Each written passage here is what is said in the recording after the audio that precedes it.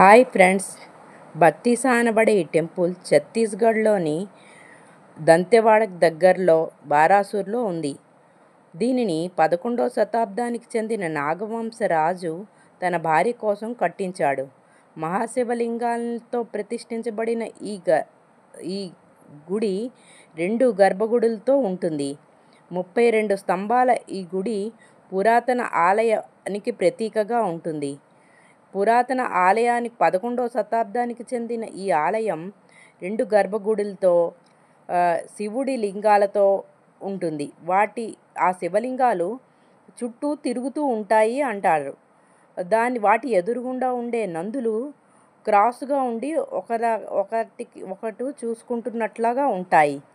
ఇలాంటి పురాతన ఆలయాలు ఈ బారాసూర్లో చాలానే ఉన్నాయి. ఈ ఊరు చుట్టూ ఇలాంటి పురాతన 11వ శతాబ్దానికి చెందిన ఆలయాలు చాలానే ఉన్నాయి. పురాతన కాల ఆలయాలను ఇష్టపడేవారు ఈ ప్రదేశాన్ని